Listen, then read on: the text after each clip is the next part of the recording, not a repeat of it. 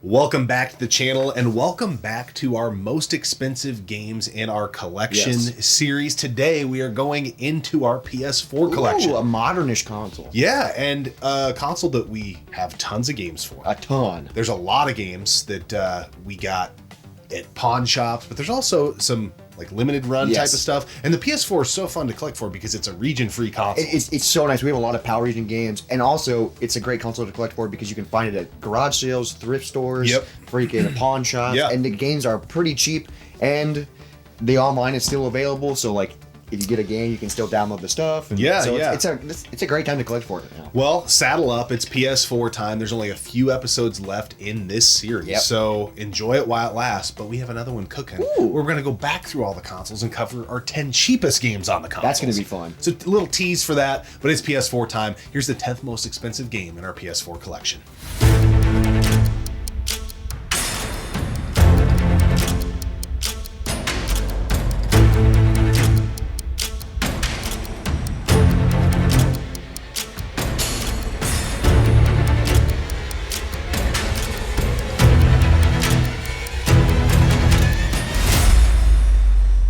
Coming in at number 10, Trials of Cold Steel 4. Coming in at Legend of Heroes. Coming in at $45.22 for this CIB. This is the Frontline edition that does have a soundtrack with it. There are some inserts. That's a reversible cover. That's freaking sick. Yeah. I don't know much about this game at all. I believe it's an RPG. I've never played it. I have not either. So I found this at Half Price Books. And I had taken in a bunch of stuff when I moved that I couldn't sell at the game store, and I had some books, DVDs, things like that, and I decided to grab this, but I haven't ever played it. So it is an RPG. I can't tell you if it's good or bad. I have no idea, but I know it's just in the backlog. It's kind of expensive. Then moving on to number 9.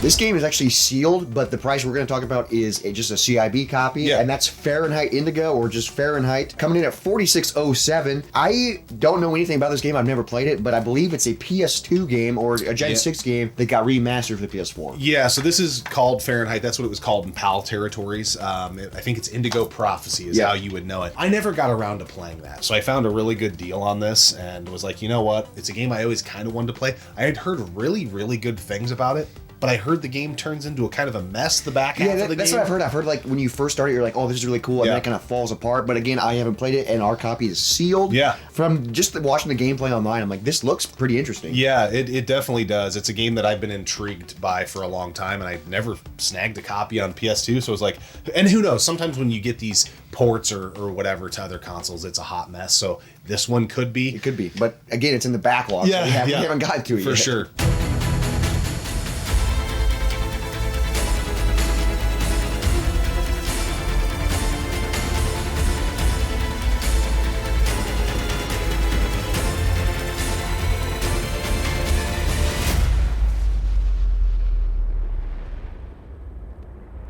All right, next is a game called 88 Antarctica. Yes. I think this could be kind of an expensive game going forward because I don't think it did super well. This game, if you like The Thing, and if you like, I would kind of put this in the PS2 era graphics, maybe early 360. It's kind of rough. It also kind of reminds me of an N64 game. Yeah. Which is wild because it's for the PS4. It's definitely a smaller developer, indie developer. First-person shooter, horror. Yeah, horror. It's weird. There's a little bit of puzzle platforming. It's story-based, but it's very much like if you like The Thing and you like being in Antarctica and there's like aliens and creatures and stuff, it's kind of fun, and it's scary. I mean, when the creatures come after you, you're like, and it's butthole pucker. Resource management, but when you play it, it's like, this feels like an N64. Yeah, it's definitely dated. It's definitely not pushing the PS4 for power by any sense of the imagination. But if you like B-grade horror type of stuff, it's fun. And once you get past like the controls and all that stuff, like get past all the clunkiness, it's pretty fun. Yeah, it's one of those good bad games, kind of like a good bad movie type of scenario. Where you're like, I know this is bad, but I kind of enjoy it. But yeah, it's like a $50-ish game. Yeah, $50.43 for this. Now moving on to the next one.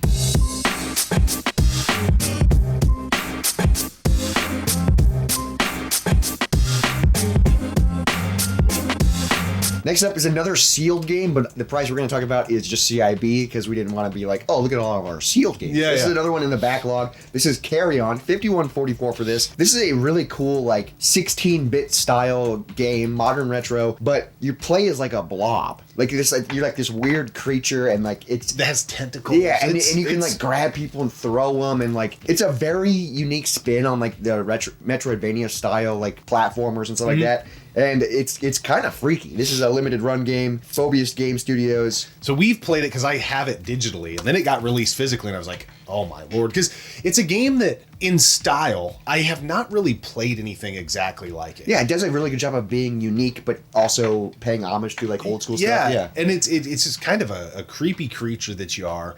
There's like ragdoll physics. When you grab enemies, you can just whip them around and toss them, rip doors off of things. It's a pretty freaking cool game. In that style, I have never played something quite like it. So it's very, very enjoyable, and one that I would highly recommend. Yes, I think it's unique enough that it should at least be dabbled with. Yeah.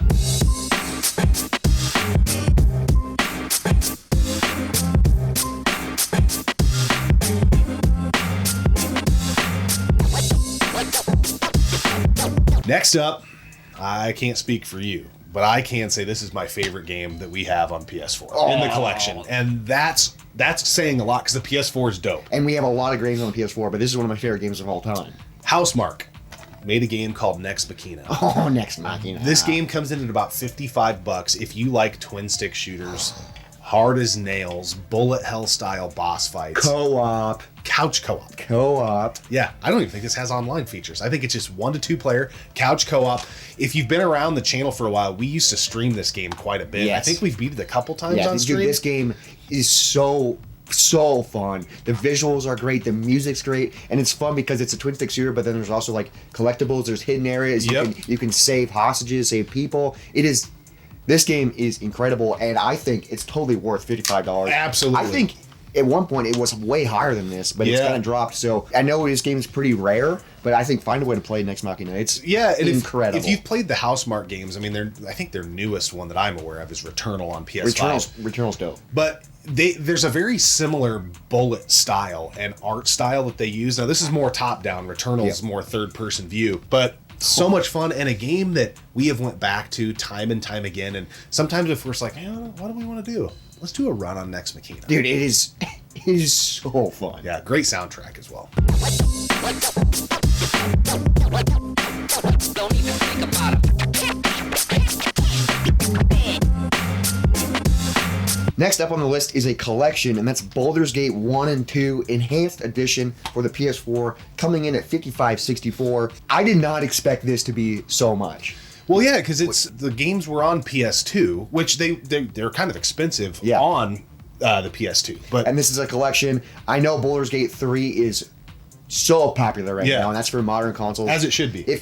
I've only dabbled with Baldur's Gate, but I'm a big fan of D&D and like all that kind of stuff. So like these games are so fun. I really want to play the third one. The third one looks so fun. So I have the third one, but I've only ever beat the first game. So like for me, I was like, man, I need to play the second one. And we have the first game on PS2. Yes. Which is how I played it. I have not played this collection. But I definitely want to get into Baldur's Gate 2 before I jump to 3. I'm weird that way. I don't think you probably have to play them back to back. Yeah, I don't think it matters. But it's an excuse for me to visit the backlog. But if you haven't played the Baldur's Gate games, cool little collection here. Yeah, and it's when we were looking at the prices, I was like, whoa, I did not expect this one to be a pricey one. But yeah, and this is one I got at the pawn shop. It's kind of a beat up copy. And whoever took it at the pawn shop got it pre-owned. But I got this, I think PS4 games are $10. You got it for $10. So yeah, you got it freaking 1/5 of the price that's going for. That's pretty wild. Don't even think about it.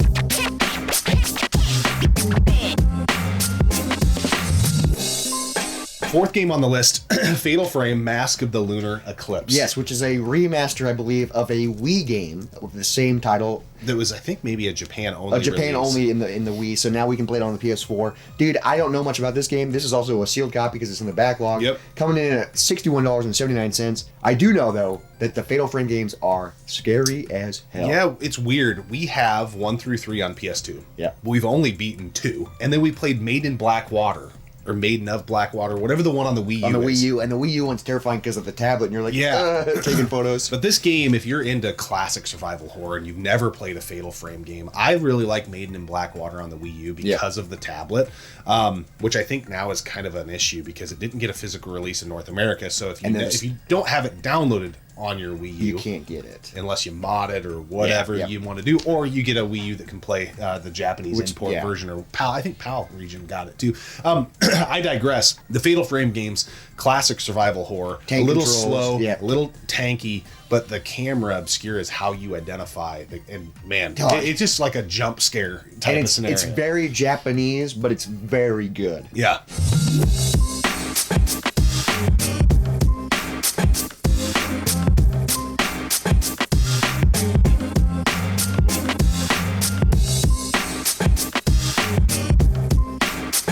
Next on the list is a really cool Japanese-style shmup, vertically scrolling Shikhondo, the Forever Man. No, it's not. It just always makes you think of that game. Shikhondo, coming in at $64 for this. I really like this game. When I played it, I'm always in a trance. The visuals are cool. The soundtrack is really cool. It's a very Japanese-inspired shmup. So, like, if you're into that kind of stuff, you would really like this. Yeah. And we'll say it's kind of an easier shmup, but it's still really fun. Yeah, it's got that bullet hell vibe, a really cool soundtrack. I mean, the music is really good. But you brought up that it's easier. It's a weird thing to explain, but the hit detection or hitbox on this is it's very favorable to the player. Which is weird because you play as like a Japanese girl, so like you're bigger. Yeah. But you're able to fit through these cracks because it's a bullet hell. Yeah. And it's weird, but it leans on the easier side because there's like grace with the hitbox. Yeah, for sure. But it's a really fun game. I don't think it's the best shooter I've played on the PS4. Nope. But it's a very solid game. It's fun. I just love shmups, and especially when there's a good soundtrack, you can just zone out and have a great time. Yeah, you do. You almost kind of just like you're not seeing. All you're seeing is the patterns. Yeah, you're just trying to find the little thread gaps. the needle. Yep, find the gaps. It's a good one.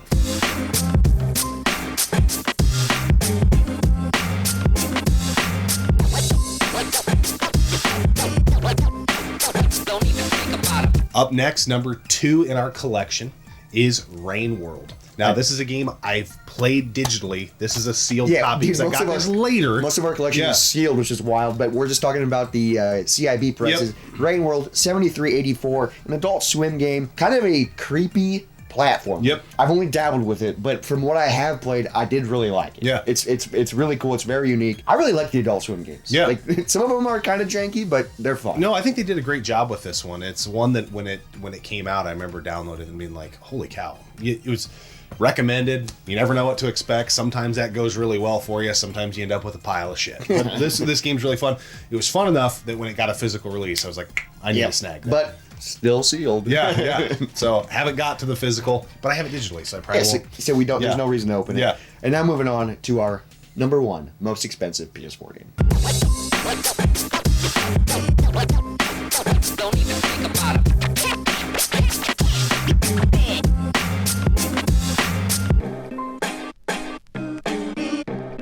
So we're going to lump 2 games together. The one that we're talking about price-wise is Darius Cozmic Collection Arcade, coming at $108.52. But we're also going to talk about the Darius Cozmic Collection Console Edition, which is weird. So it's just a collection of a bunch of Darius shmups, which the shmups are amazing. Yeah, you know the side-scrolling Darius games. Yeah, you've played them. But what's weird when looking at prices is the Console Edition we couldn't find at all. Yeah. So for price, but the arcade one's going for a lot, so we just assumed the console one was going for a lot. Yeah. And we have both of them. So the arcade collection includes 4 arcade games, 7 different versions, and then the console edition includes 6 games, 9 different versions. So we have so much Darius at our fingertips. We have like almost every edition. Really, really cool collections. And it, like you said, the console one, there's not a lot of data on price charting. So all these prices, if you've been following the series, we use price charting for this data. When we looked at solds on eBay, both of these were kind of all over the board. Some of them were north of 100, some of them were like $75. So how accurate price charting is for this game in particular, I don't know, but we like using a central place to figure out our prices. But nonetheless, these are really cool collections. In the arcade one in particular, the console one, if you've got consoles hooked up, you maybe could get access to these games. But to get the arcade ones, arcade ports, it's pretty cool. Yeah, because you can only play those in the arcade, so it's fun to have. again, I already mentioned it with Shikhondo, the Forever Man. But I just love shmups, and it's still fun. The music's great, and having a collection of shmups is so fun. You can just be like, oh, what am I in the mood for? Let's play this one. Let's play this one. Let's jump around. And these games like Shikhondo, there's like varying degrees of shooter fans, right? If you're more into the classic stuff, this is very whether classic. it be vertical or side scrolling, you'd probably like these more. If you're more into the modern bullet hell stuff, that's where like a game like Shikhondo would scratch your itch. But I like them both. I probably prefer the old like 16-bit-ish era of shooters. Do I. I'm not a big... I mean, I am a fan of shmups, but I definitely prefer the retro style shmups.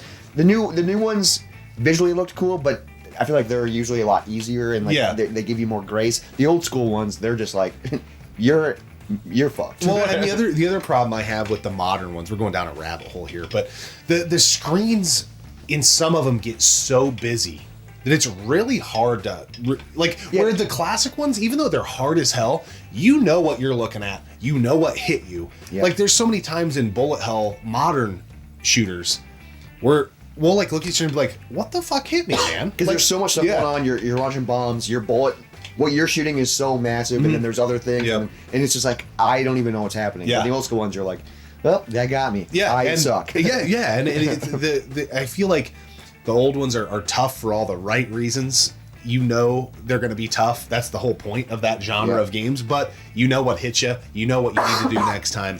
But that's why I like the Darius games so much. That was our top 10 most expensive PS4 games.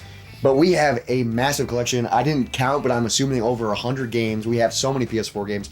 And so most of them are under $40. Yeah. So the PS4 is a great, cheap console to collect for. You can find them everywhere. Yep. And the online is still available. You can still play online with people. You can still download all the stuff. Like, now is a great time to collect for the PS4. Yeah, and circling back, we talked about it at the beginning of the episode, but the fact that it's region free, this opens up a whole plethora of stuff that you can have access to. It's a really fun console to play, collect for, and we've only got a couple consoles left. I think the next one we're going to do is the Switch. The Switch, yep. And then I think we've got some like Sega CD, Sega Saturn stuff maybe in the works, and then we're going to shift gears and we're going to go back through everything and do the 10 cheapest games. I'm really excited for that. The cheapest one's going to be fun. Yeah. But before we end the episode, we got to talk about today's beer.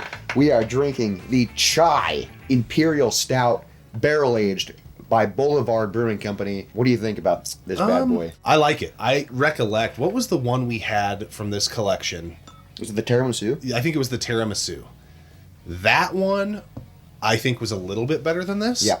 But this is really, really good. I think we have one more left from this. Yeah, we got like a sampler pack. Yeah, it was a 6-pack. I think the other one's a barrel-aged Baltic Porter, maybe, or something like that. But this is a damn good barrel-aged beer. And the cool part, I love covering stuff that you guys can probably find out in a while. Like Boulevard is massively distributed. Yeah. You know, a lot of the stuff when you get in and have been doing as many beer reviews as we have, you get into local stuff or stuff you picked up when you were in Wisconsin or Missouri and they're one-offs. Yeah, so and so like as a viewer, you're like, that sounds great, but how do I get my hands on this? You should be able to find this. You should be able to find this. This bad boy comes in at 12%, so it is a heavy-duty barrel-aged stout. I will say, it kind of has a barley wine taste to it. Yeah. Which I'm not a big fan of barley wines, but I am a big fan of barrel-aged stouts, so kind of feels like it's right in the middle of that. Yeah.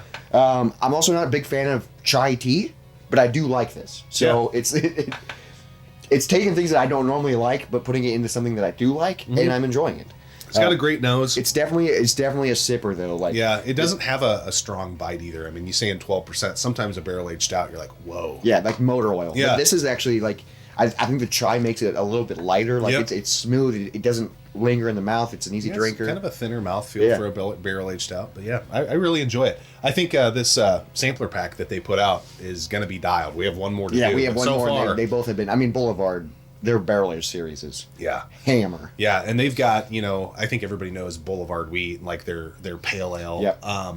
But some of their other stuff, like their Rye on Rye, if you ever see that out and about, we've talked about that before. Tank 7 or whatever. 7, your good buddy, my buddy Jacob, I think that's like his favorite beer. Yeah, he really likes the quad. Yeah. Which is like, so some of their mainstream stuff is like, I would call like gas station beer. Yeah. So it's like, you can just pick it up. It's easy. Most people, even if you're not a craft beer fan, would like it. Yep. But then their heavy duty stuff, it's like, oh, that's a craft beer. Very good and stuff. that's really good. Yeah. And Midwest, baby. Yeah, there you go. Kansas City. If you're ever in the Kansas City area, that's not where we live. We're 3 hours north of there. Yeah. But they do have a really cool tap room, and the breweries down Yeah, there. I've never been to the tap room, but you've been there a few times, and it's cool. You've told me, and I want to go. Yeah, so if you're ever in KC for whatever reason, definitely check them out. But there you have it. That is our 10 most expensive PlayStation 4 games. Yep. This series has been a lot of fun. It's actually done pretty well on the channel. Yes. We occasionally get the comments like we're just bragging. Well, that's not the point. No. It's just the point. But we had a lot of people saying, we want to see your collection. And so we were like, how do we make it unique and not just go through 100 games? Which we have done before. We Yeah. do have a PS4 video going through all of it, but it was a couple years ago. Yeah. So most of the games we talked about today aren't even in that video. Yeah. So again, we're going to change course after we're done with this series, and we're going to go through the 10 cheapest games on every console that we have, because it's not a flex. It's just, here's some cool games. Try them if you can. There's multiple ways. Some of these are still available digitally. Yeah, and also, if that's how you want to play it. We get a lot of these from like pawn shops and stuff. So what the prices that we talked about today is not what we got them for. Yeah, for sure. Like, you can still find expensive games on the cheap. Yeah. Which I think is the best, because there's no way you're spending that kind of money as an adult. No, you can't. You can't do it. It's just not. It's not. It's and not even feasible. if I could, I wouldn't do it. Yeah. You know, it's not like that. But anyway, hopefully you enjoyed little PS4 talk, little beer review. Let's go. We appreciate you tuning in, subscribing to the channel. We'll catch you on the very next episode of the one and only Gaming Off the Grid.